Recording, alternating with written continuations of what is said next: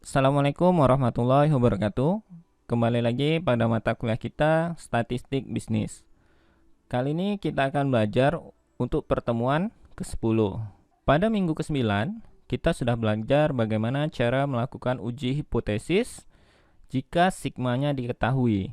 Jadi, di sana kita menggunakan ujinya yaitu uji Z dan tabelnya menggunakan tabel Z. Kali ini kita akan belajar bagaimana cara melakukan uji hipotesis jika sigmanya tidak diketahui. Bagaimana langkah-langkahnya? Itu yang akan kita pelajari hari ini. Melakukan uji hipotesis jika sigmanya tidak diketahui. Nah, untuk perumusan hipotesisnya masih sama, hanya saja yang membedakan adalah statistik ujinya. Jadi di sana kita tidak memakai Z, tapi kita menggunakan T di sana. Jadi biasa dikenal dengan T hitung. T sama dengan X bar dikurang mu 0 per S. Nah, jadi di sini ada S-nya ya. Kalau kemarin kita menggunakan sigma, maka di sini kita pakai S. S per akar N. S ini bagaimana cara memperolehnya? Kita sudah belajar bagaimana cara mencari variansi atau S kuadrat. Nah, maka untuk mencari S di sini adalah standar deviasi sama dengan akar dari variansi. Untuk uji dua arah atau uji dua ekor, hipotesisnya seperti ini, H0 mu sama dengan mu 0, H1 mu tidak sama dengan mu 0. Jadi di sini tanda pada H1-nya menggunakan tanda tidak sama dengan. Jadi kalau kita gambarkan,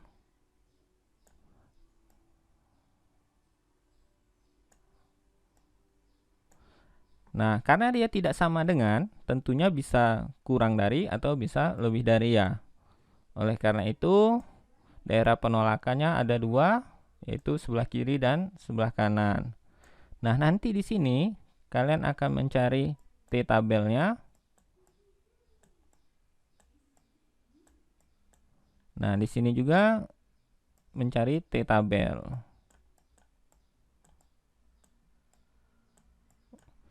Nah, untuk yang sebelah kanan nilainya positif, yang sebelah kiri nilainya negatif.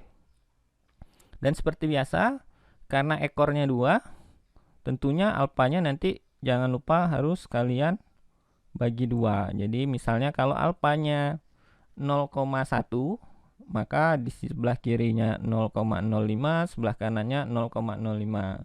Kemudian untuk uji T, di sana ada namanya derajat kebebasan. Jadi ini derajat kebebasan atau nu sama dengan n-1. Jadi nanti kalau misal ukuran sampelnya itu 30, nah maka 30 dikurang 1. Kalau ukuran sampelnya 16, berarti 16 dikurang 1. Jadi menyesuaikan dengan ukuran sampelnya. Contohnya, rata-rata biaya menginap di sebuah hotel di New York dapat dikatakan $168 per malam. Nah, jadi di sini diketahui mu-nya ya. Ya, di sini mu 0-nya. Sebuah sampel acak berjumlah 25 hotel. Nah, jadi ini N-nya kita ketahui N-nya 25 menghasilkan sebagai berikut. Nah, jadi diperoleh dari 25 hotel ada datanya nanti misalnya hotel pertama berapa, hotel kedua berapa, hotel ketiga berapa sampai hotel ke-25. Kemudian diperolehlah rata-ratanya atau X barnya itu adalah $172,5. Nah, dari sana karena ada datanya, maka bisa kita cari juga S-nya. Nah, kebetulan di sini S-nya sudah ada ya langsung ya. Oke, S-nya $15,4. Nah, ujilah dengan alfanya 0,05 atau alfanya 5%. Kemudian di sini asumsikan populasinya berdistribusi normal. Nah, karena kita ingin menguji dua arah atau uji dua ekor, maka rumusan hipotesisnya seperti ini. Jadi mu sama dengan ini mu 0-nya 168, H1-nya mu tidak sama dengan mu 0, yaitu H1 mu tidak sama dengan 168. Ini dari soal kita ketahui. Yang pertama rumusan hipotesisnya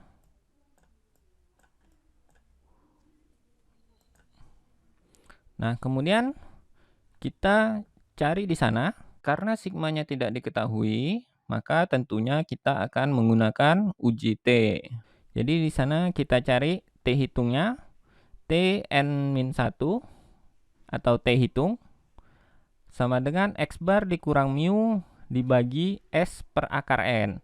Jadi di sini X barnya kita peroleh dari soal, X barnya 172,5. Ini ya, X barnya 172,5 dikurang dengan mu. Nah, mu-nya ini, mu-nya 168. Kemudian S-nya 15,4. Ya, dari soal 15,4. Kemudian per akar N, N-nya ada 25. Tadi 25 hotel ya. Kemudian diperolehlah T hitungnya 1,46. Jadi ini T hitung. Jadi yang kedua, kita tentukan statistik hitungnya.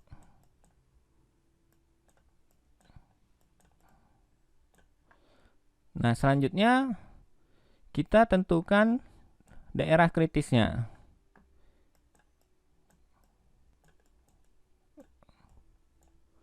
Oke, untuk daerah kritis, ingat jangan lupa alfanya 0,05.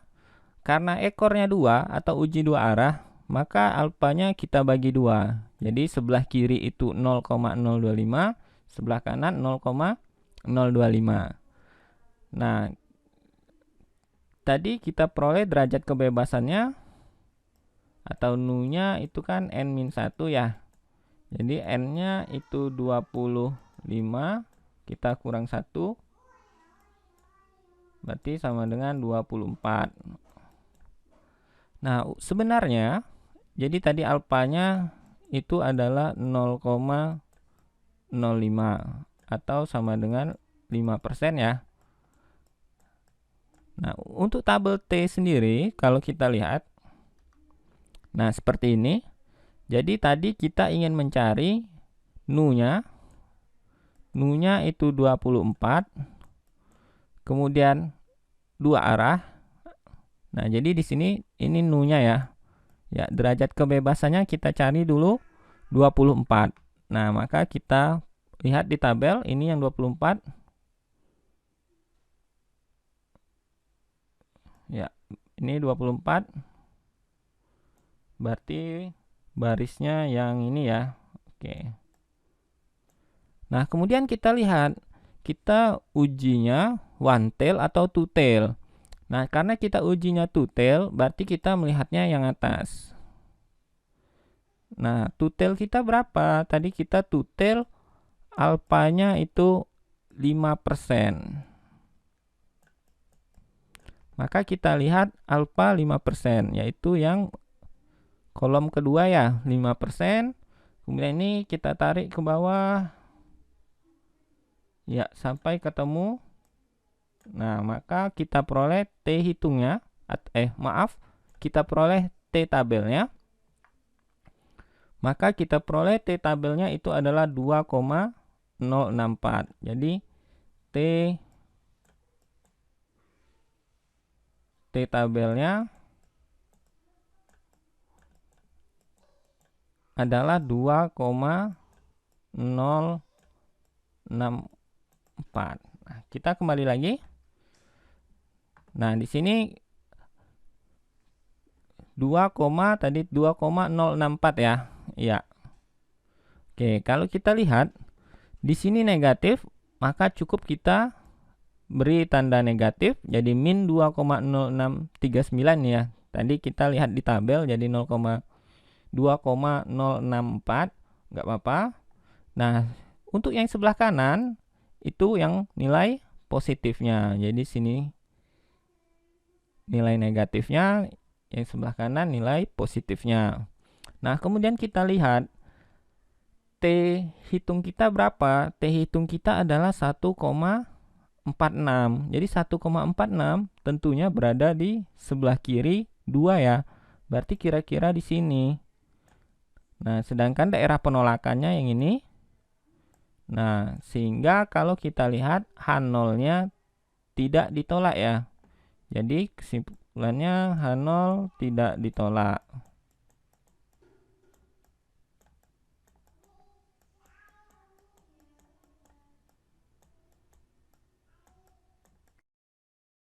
H0 tidak ditolak, sehingga dapat dikatakan bahwa tidak cukup bukti untuk mengatakan bahwa rata-rata biaya menginapnya itu tidak sama dengan $168.